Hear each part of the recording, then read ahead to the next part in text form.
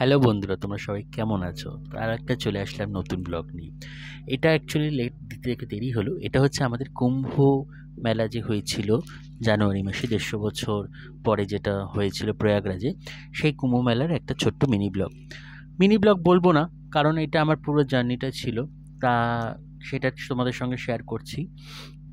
মাঝখানে অনেক কিছু আমার মানে লাইফে একটুখানি ঘটে গেছিলো, তার জন্য আমি অনেক কিছু জিনিস মানে ব্যস্ত হয়ে পড়েছিলাম বলে তোমাদের সঙ্গে শেয়ার করতে পারিনি। যাই হোক, তো আমরা চলে গেছিলাম ৩১শে জানুয়ারি, মানে আমরা ৩ তারিখ, মানে যেটা ছিল সরস্বতী পুজোর দিন, সেদিনকার আমাদের মহাস্নান ছিল।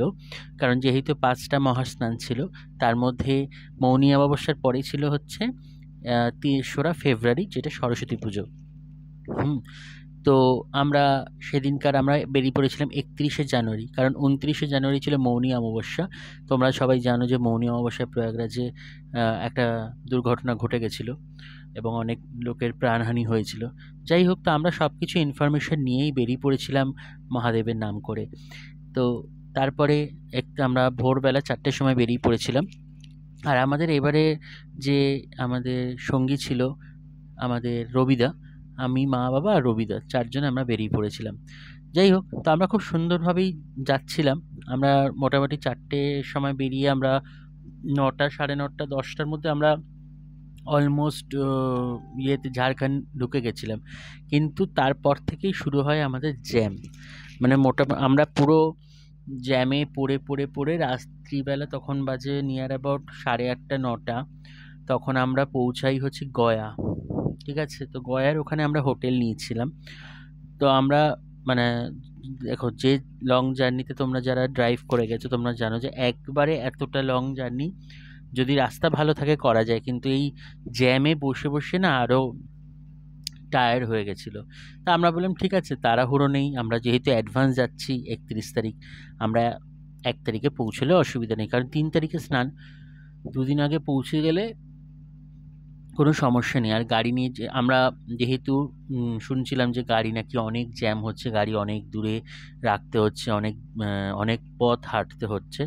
তো সেইভাবে আমরা যেখানে রুম বুক করেছিলাম এয়ারবিএনবি থেকে, তো সেই দাদারা আমাদেরকে গাইড করে দিয়েছিল, আমাদেরকে একটা রুট দিয়েছিল। সেই রুটটার জন্য আমাদের প্রায় নিয়ার অ্যাবাউট ৩০ থেকে ৪০ কিলোমিটার ঘুরে যেতে হয়েছিল, পুরো বিন্দুবাসিনী মন্দিরের ওখান থেকে, বিন্ধ্যাচল মন্দিরের ওখান থেকে। কিন্তু তার জন্য আমাদের কোনো সমস্যা হয়নি। আমরা একদম আমাদের যে রুম ছিল সেই রুমের ওখানে আমরা একদম গাড়ি নিয়ে পৌঁছতে পেরেছি, এবং আমরা যেদিনকে গেছি সেদিনকার গাড়ি নিয়ে গঙ্গার ঘাটের দিকেও যাওয়া যেত, কোনো অসুবিধা নেই, পুলিশ কোনো সমস্যা করেনি। হ্যাঁ। আর আমাদের যেহেতু আমরা নিয়েছিলাম হচ্ছে সেক্টর ২৪, আর তোমরা সবাই জানো সেক্টর ২৪টা হচ্ছে এই পারে। ঠিক আছে? আরএল ঘাটের দিকে আমরা নিয়েছিলাম রুম, হচ্ছে আরএল ঘাটের দিকে। তো খুব সুন্দর আমরা গেছি। এই যে দেখতে পাচ্ছ একদম বিকেল হয়ে গেছে। এই এইখান থেকে আর কি আস্তে আস্তে আস্তে আস্তে আস্তে করে একটু জ্যামটা হতে শুরু করেছে। দেখলে এর আগে যে একটা জায়গায় জ্যাম হচ্ছিল, তো বাবা ওখানে জ্যাম, ছোট গাড়িগুলোকে বড় ট্রাকগুলোকে সাইড করে ছোট গাড়িগুলোকে পাস করাচ্ছিল। এই যে জ্যাম শুরু হয়ে গেছে, আমরা জ্যামে ফেসে আছি। কত ছোট গাড়ি সাইড দিয়ে সাইড দিয়ে যাচ্ছে, যে যেদিক দিয়ে পাচ্ছে সে সেদিক দিয়ে ঢুকে যাচ্ছিল। এবং খুব মানে এতে না, সত্যি কথা বলতে না, কি হয়, খুব জ্যাম হয়। তো যাই হোক, তারপরে আমরা কোনো মতনে জ্যামটা সাইড কেটে আমরা বেরিয়ে এসেছি। অলমোস্ট আমরা ঝাড়খণ্ড ক্রস করে যখন আমরা গয়া ঢুকছি, মানে বিহার ঢুকছি, তখন কারণ মেন সমস্যাটা ওইখানে। কারণ বিহারে কি হচ্ছে, গয়ার দিকে যে যাওয়ার আগে ওটা হচ্ছে সিঙ্গেল লাইন ছিল, আর ওখানে রাস্তার কাজ হচ্ছিল, ওভার ব্রিজ হচ্ছিল বলে, তো সমস্যা হচ্ছিল, যার ফলে কোনো ট্রাক যদি খারাপ হয়ে যায়, তো তার জন্য সিঙ্গেল লাইনের জন্য আরও জ্যামটা বেশি হচ্ছিল। কিন্তু হ্যাঁ, এটা বলবো, হয়তো বলা উচিত না, বাট আদারওয়াইজ সব স্টেটের মানে আমার ওই সময়ের জন্য বিহার রে পুলিশের যে ট্রাফিক সিস্টেমটা ছিল ওটা আমার ভালো লাগেনি। কারণ ওখানে অ্যাকচুয়ালি কোনো সমস্যা হয়নি, সত্যি কথা বলতে, যে এত বড় দুর্ঘটনা হয়েছিল মৌনী অমাবস্যার সময় প্রয়াগরাজে, ওইখানে কোনো সমস্যা হয়নি। আমাদের ওয়েস্ট বেঙ্গলে তো হয়নি, ঝাড়খণ্ডেও হয়নি, কারণ ন্যাচারালি ন্যাশনাল হাইওয়ে সবসময় খোলা রাখা উচিত অ্যাজ পার এমার্জেন্সি সিচুয়েশনে, তো সবসময়। কিন্তু বিহারে একদম কিচ্ছু ছিল না, খুবই প্রবলেম, যত জ্যাম বিহারে। তো যাই হোক, আমরা খুব সুন্দর গেছি। এবং প্রত্যেকটা গাড়ি, মানে ওখানে আমি যে কটা গাড়ি দেখেছি সব গাড়ি হচ্ছে মানে ইয়েরই ছিল, প্রয়াগরাজের জন্যই। কারণ ট্রেনের টিকিট নেই, বাসেও অনেক ফেয়ার নিচ্ছিল, কারণ বাস চলছিল শ্যামলী, আরও 2-3টে বাসে এক্সপ্রেস লাইন এগুলো চলছিল। এই যে আমরা ঢুকে গেছি নাগরিতে, এই যে। তো হর হর মহাদেব। তো তার সঙ্গে সঙ্গে এই যে দেখতে পাচ্ছ প্রয়াগরাজ, সরস্বতী হাইটেক প্রয়াগরাজ আমরা ঢুকে পড়লাম। তো এটা ছিল হচ্ছে নেক্সট দিনে। আমরা প্রথম দিন আমরা একটা হোটেলে স্টে করেছিলাম। তো আমি এত টায়ার্ড ছিলাম, সরি, তোমাদের সঙ্গে না সত্যি কথা বলতে আর সেটা শেয়ার করতে পারিনি। এবার আমরা হোটেলে ঢুকে ফ্রেশ হয়ে একটু রেস্ট নিয়ে আমরা বিকেল বিকেল চলে গেছিলাম ঘাটের দিকে। তো আমাদের হোটেল থেকে টোটো পাওয়া যাচ্ছিলো, তো টোটো করে আমরা একদম ঘাটের যেখানে টোটো নামিয়ে দিয়েছিল ওখান থেকে একটুখানি হেঁটে। আর বাবা সবসময় শুধু আমাদেরকে বলছে, দেখি নে এই জায়গাটা, মানে একটা মার্কিং পয়েন্ট থাকে না, যে কোনো কেউ যদি কোথাও হারিয়ে যাস তো তোরা এখানে এসে দাঁড়াবি। তো আমরা সেইভাবে চলে এসেছিলাম। কারণ ন্যাচারালি একটা সমস্যা তো হয়ে দাঁড়াচ্ছিল, কারণ নাহলে কোথায় কে যাবে কি হয়, এই জন্য আমি বাবাকে বললাম যে আমরা দুজন দুজন করে, তুমি মায়ের সঙ্গে থাকো, আমি রবিদা, মানে যদি যে কোনো দুজন দুজন থাকলে কি হয়, তাহলে খোঁজাটা অতটা বেশি ডিফিকাল্টি হয় না। তো সেই জন্য আমরা ওইভাবে প্ল্যান করে নিয়েছিলাম, কারণ যা ভিড় হয়েছিল শুনেছি আর কি সেইভাবে। তো সন্ধ্যাবেলায় আমরা ঘাটের সামনে পৌঁছে একটু মা সন্ধ্যা আরতি করে, হ্যাঁ, গঙ্গা দেবীকে সন্ধ্যা আরতি করে তারপরে আমরা একটু প্রদীপ ভাসিয়েছিলাম। তো দেখো কোনো কিন্তু ভিড় সেরকম কিছু নেই যেরকম বলছিল। হ্যাঁ, আমরা এটা ঠিক কথা যে আমরা আড়েল ঘাটে ছিলাম, তাই জন্য হয়তো ভিড় পাইনি। ওই পারে যারা ছিল সেক্টর 1, 2, 3, 4, 5, 6, 7, 8, 9, যারা ওই পারটা ছিল তারা হয়তো ভিড় পেয়েছে, আমি অস্বীকার করব না। কিন্তু আমরা আড়েল ঘাটে কোনো সমস্যা হয়নি। এবং দেখো প্রত্যেকটা লোক এই যে এখানে এসে স্নান করছে, ওই সন্ধ্যাবেলা তো স্নান করছে। আমরা তো বললাম না, না আমরা যেদিনকার মহাস্নান আছে, শাহী স্নান আছে, সেদিনকারই করব।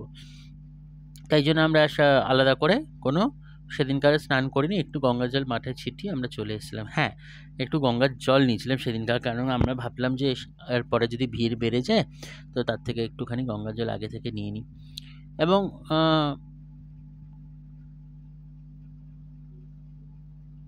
ব্যবস্থা ব্যবস্থা বলতে ভালোই ছিল, কোনো অসুবিধা হয়নি। কোনো আমার আমার যেটুকুনি মনে হয় পুলিশ প্রশাসন অনেক ওখানে সেফটি নিয়েছিল। এখন সত্যি কথা বলতে এটা তো মানতে হবে, 150 বছর পরে এই একটা মানে কি বলবো কুম্ভ অনুষ্ঠিত হয়েছে।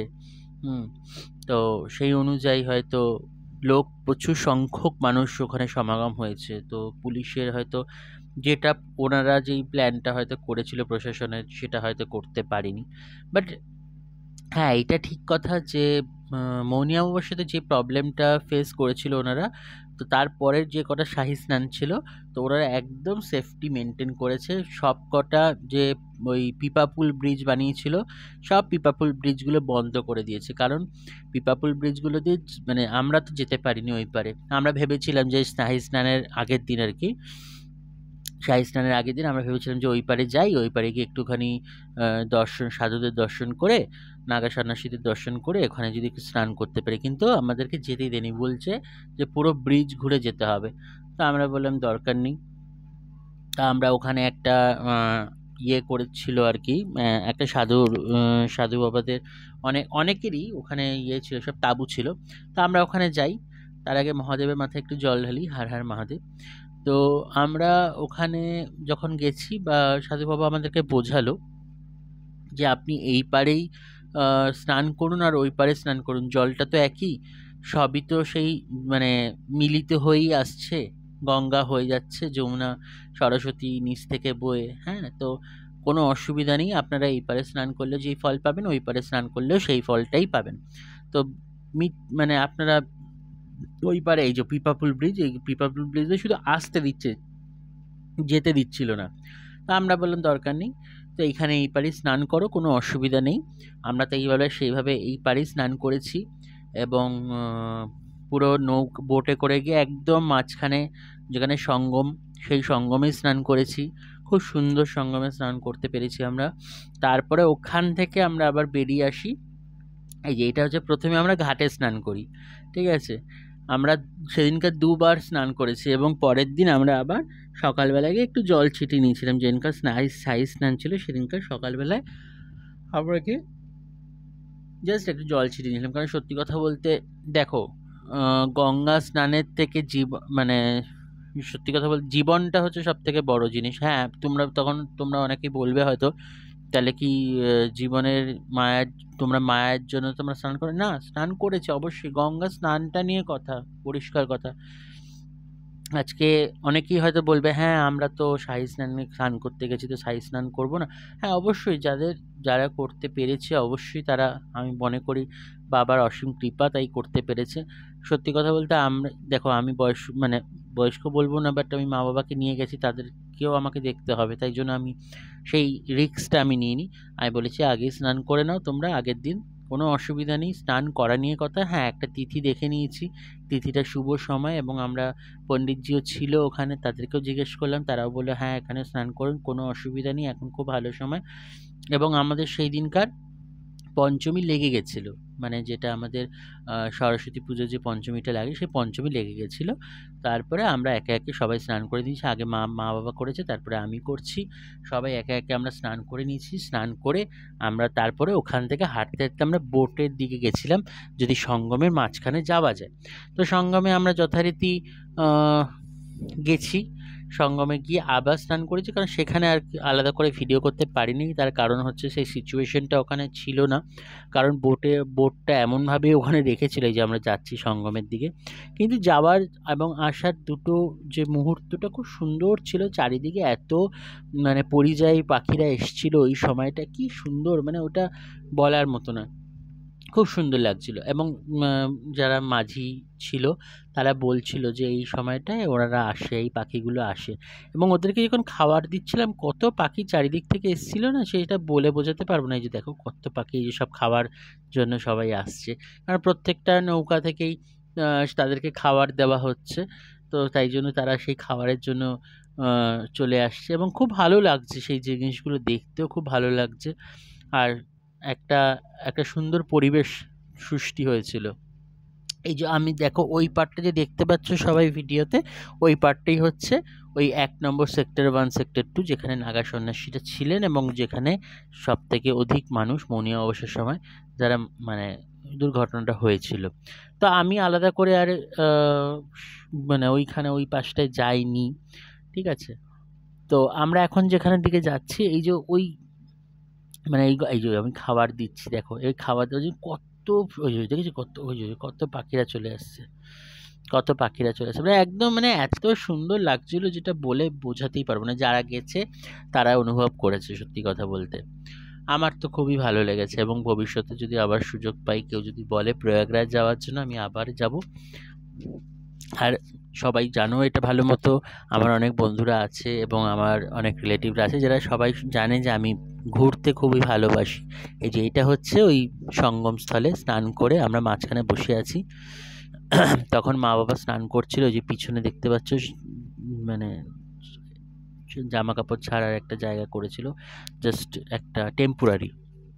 এবার আমরা স্নান করে আবার ঘাটের দিকে ফিরছি, করে আমরা পরের দিন যেদিনকে শাহী স্নান ছিল সেদিনকারই আমরা বেলার দিকে বেরিয়েছিলাম। এই 10টা 11টা সময় আমরা বেরিয়েছিলাম ব্রেকফাস্ট করে আমরা সেদিনকার বেরিয়ে আমরা এসেছিলাম বুদ্ধগয়া।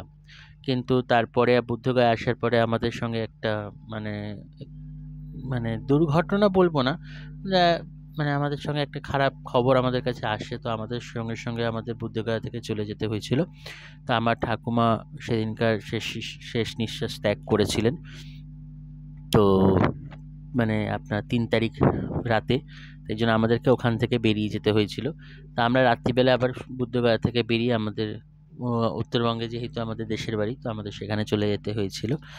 যাই হোক, তো আমাদের এই পুরো যে ট্রিপটা ছিল সেটা খুবই ভালো, এই জন্য আমি তোমাদের সঙ্গে তখন শেয়ার করতে পারিনি, বা তারপরে আমি শেয়ার করার সময় বা সুযোগ হয়ে ওঠেনি। যাই হোক, তো এত মানে যারা তোমরা, আমি বলবো যদি কেউ কোনো সময় প্রয়াগরাজ যাও, তো অবশ্যই সঙ্গমে গিয়ে স্নান করো, তার যে একটা অনুভব সেই আলাদাই একটা। এবং আমি বলবো সবাইকে শীতকাল ঠিক নয়, আবার গরমকাল নয়, মানে এই সময়টা, মানে যে অক্টোবর নভেম্বর আর আদারওয়াইজ মার্চ এপ্রিল, তো এই সময় ফেব্রুয়ারি মার্চ এপ্রিল এই সময়টা যাবে তো খুব ভালো ঘুরতে পারবে এবং স্নান করতে পারবে, সব কিছু খুব ভালো মতো হবে। নাহলে ইউপিতে সবাই জানো যে গরমটা প্রচুর পরিমাণে পড়ে আর ঠান্ডাটাও প্রচুর পরিমাণে পড়ে। আমরা তো ভেবেছিলাম অনেক ঠান্ডা হবে, কিন্তু সেই অনুযায়ী আমরা নিয়েও গেছিলাম, সব প্রিকশন নিয়ে গেছিলাম, কিন্তু যাই হোক সেরকম কোনো কিছু ঠান্ডা পাইনি আমরা।